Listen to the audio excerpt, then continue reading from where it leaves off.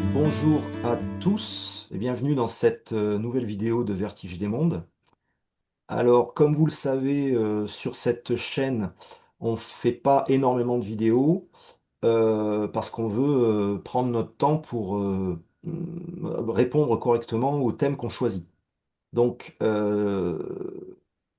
l'objectif, vous l'aurez compris, c'est toujours d'amener le plus de clarté possible sur des sujets qui ne sont pas nécessairement faciles d'accès. Donc on va essayer aujourd'hui de traiter deux sujets différents, parce qu'il y a eu des questions qui ont été posées sur le groupe.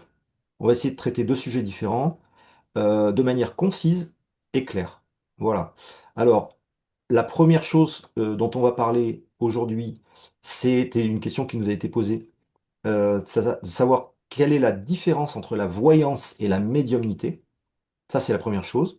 Et ensuite, dans un second temps, on répondra à une autre question qui a été posée aussi, et de savoir si la médiumnité, c'est quelque chose d'inné ou bien si ça s'acquiert. Voilà. Donc, nous avons deux médiums à disposition, donc c'est merveilleux. Et donc, je vais laisser la parole en premier à Caroline, qui va commencer à donner son avis sur la différence donc entre la voyance et la médiumnité. À toi, Caro. Voilà, bonjour à tous. Alors pour moi, la différence. Alors, on va partir de la voyance. Pour moi, la voyance, c'est une capacité. Alors, c'est intéressant de le dire. Moi, je ne dis jamais un don. Donc, je vais parler de capacité. Donc, la voyance, c'est plutôt une capacité intuitive qui va permettre de capter des informations sur le passé, le présent, le futur de la personne, du consultant. Pendant que la médiumnité, c'est plutôt la capacité à percevoir le monde invisible, donc tout ce qui est défunt, tout ce qu'on appelle les guides, les esprits, voilà, ou les plans subtils, on va dire. Euh, En tant que voyante, on se connecte à l'énergie de la personne, à son chemin de vie. On peut utiliser des supports ou pas. Les supports, les tarots, les oracles, le pendule, enfin tout ce que vous pouvez imaginer. Tandis que le médium, lui, il est canal de la communication, donc il est le transmetteur de messages entre le défunt et le consultant. Donc il sert de relais entre le monde visible et le monde invisible.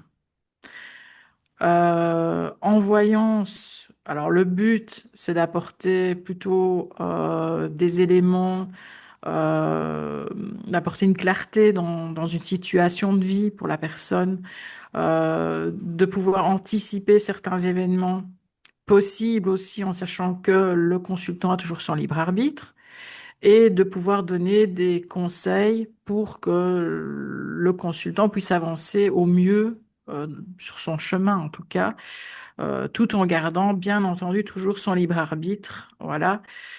Imaginez que vous avez une carte routière et qu'on vous dit que vous allez d'un point A à un point B, ben, il va y avoir plusieurs façons d'arriver au point B. Mais c'est un petit peu le principe de la voyance. Et c'est pour ça que le voyant peut capter des choses qui sont très précises sur des événements assez importants.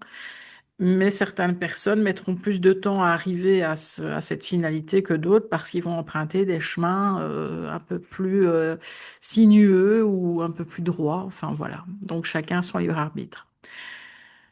Le médium, lui, va transmettre des messages, va transmettre des signes, va donner ses ressentis venant de défunts. Voilà. Donc la médiumnité, c'est le lien entre l'au-delà et notre monde à nous, notre monde terrestre, tandis que la voyance, elle, c'est se centrer sur le parcours d'une personne, un parcours de vie. Voilà. Ok. D'ailleurs, ça me rappelle que l'étymologie du mot médium, c'est médiateur en fait. C'est le médiateur entre Intermédiaire. deux dimensions, quoi. Enfin, entre plusieurs dimensions. J'ai bien compris. Et je voulais rajouter qu'un voyant, on peut être voyant sans être médium, donc être voyant sans avoir la capacité de communiquer ou d'avoir des communications avec les défunts, et médium, et être médium, pardon, sans pratiquer la voyance. C'est Oui, un choix aussi. Donc, et il y en a qui réunissent les deux, voilà, comme Nadia et moi. oui. Bon, bah, ça me paraît clair, c'est bien. Nadia, tu as quelque chose à... Mais non, non, non, en fait, ça rejoint toutes mes explications également. Donc, Caro, tu as tout apporté. Je ne vais pas répéter la même chose, mais voilà, c'est exactement ce que je voulais dire en plus. Donc, oui, je suis tout à fait d'accord avec Caroline en tout cas. Oui, Moi, je ça me vais dans ce... paraît très clair, donc je pense que c'est bien expliqué. Et, j'espère que Ouais. ça éclairera tout le monde. Ouais. Et donc, j'avais une question. Emmanuel est mieux placé finalement parce qu'il va mieux en parler. Où sont logées les informations qui sont plutôt perçues en voyance? Tu veux dire comment on les perçoit? Non. On les Enfin, reçoit. comment elles sont perçues, par exemple, dans l'énergie de la personne? Comment le voyant, parce que ce dont on avait parlé aussi entre nous, c'était que nous, en tant que voyantes, on est dans la pratique et on se demandait, mais d'où viennent ces mots, ces images, etc. Et toi, tu nous as expliqué que c'était dans l'énergie de la personne. Oui, alors, au moins partiellement. Au moins partiellement, alors, quand vous faites de la voyance, euh, vous utilisez un canal de perception extrasensoriel. Alors ça, c'est de la bioénergie. On apprend ça quand on fait de la bioénergie. Donc on a tous des canaux de perception extrasensorielle plus ou moins ouverts, plus ou moins efficaces. Donc les médiums, les voyants, ils ont certains canaux qui sont plus ouverts que les autres. Donc quand vous faites de la voyance, vous utilisez un certain canal, et quand vous faites de la médiumnité, vous utilisez un autre canal.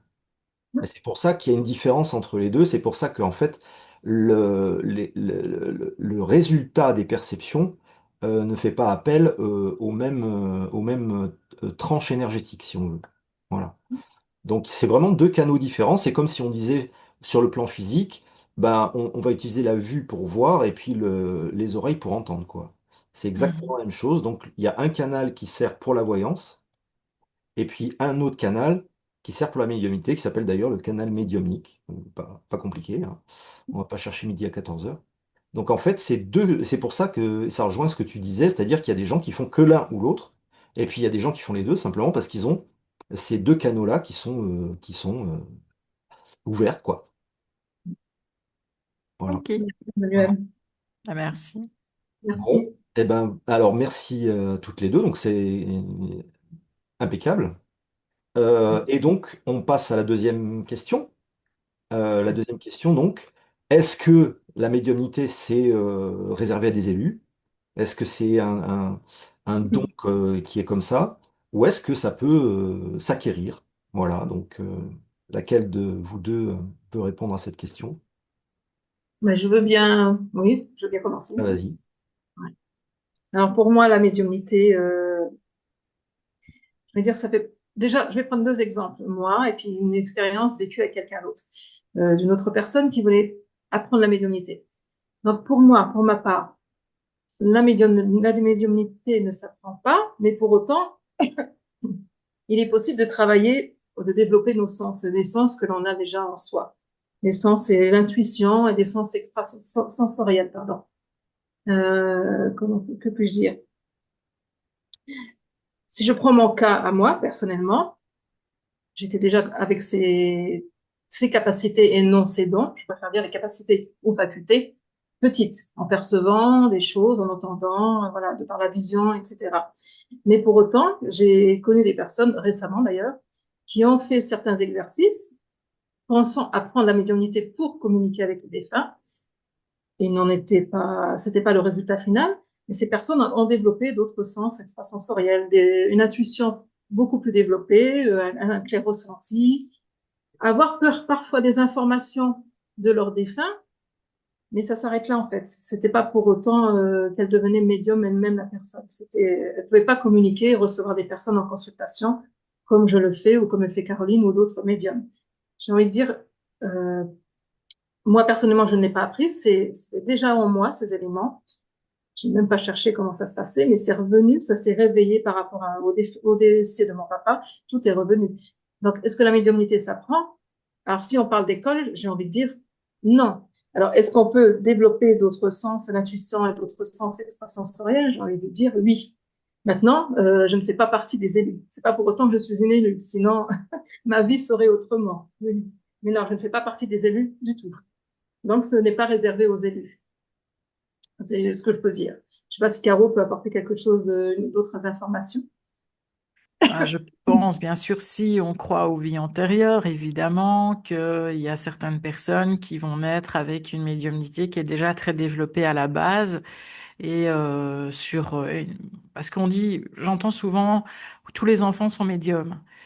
Mhm. Oui, d'accord, mais ayant travaillé avec des enfants dans une structure qui n'avait rien à voir avec la médiumnité, etc., hein, ayant travaillé dans une structure et où je m'occupais d'enfants entre 2 ans et demi et 5 ans, je voyais quand même bien qu'il y en avait qui sortaient du lot, très peu, hein, un ou deux, qui communiquaient, je le voyais, qui communiquaient avec des choses, des gens ou autres, et que les autres, on n'en avait rien à faire et jouaient au ballon et faisaient leur vie d'enfant tout simplement.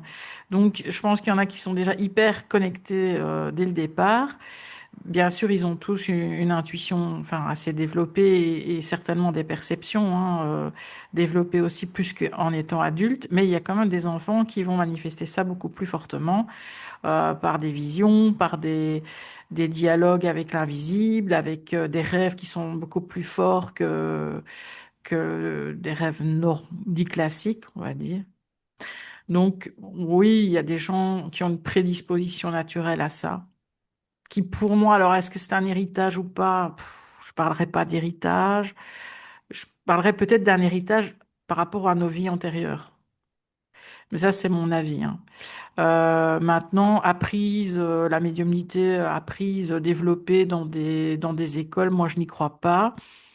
Euh, pour moi, on peut développer sa sensibilité, son intuition, s'écouter beaucoup plus, apprendre à méditer, avoir des ressentis au niveau des énergies, mais avoir une communication défunt et se placer devant un consultant et dire, allez, c'est maintenant, euh, non, pour moi, ça s'apprend pas, ça. D'accord. Voilà, Bon, bah, ça me paraît clair. voilà, voilà. Très bien. Bon, et ben voilà, on espère que cette vidéo aura répondu aux questions qui ont été posées. Alors, n'hésitez pas à poser d'autres questions sur le groupe, hein, les gens du groupe. Et puis, nous, on a d'autres thèmes, on a pas mal de thèmes qu'on voudrait développer de la même manière, en fait, hein, de manière la plus claire et concise possible. Mhm. On en a beaucoup des thèmes, hein, déjà, pas mal, hein, ça. Donc on pourra pas évidemment tout faire d'un coup, c'est pas possible. Mais si vous avez des thèmes qui vous tiennent à cœur et sur lesquels vous voulez qu'on travaille, n'hésitez pas à nous le dire. Bon, eh bien, merci à toutes les deux d'avoir été là. Merci. Merci Merci. à tout le monde de regarder cette vidéo. Et puis on vous dit à bientôt. À À bientôt. bientôt. Merci.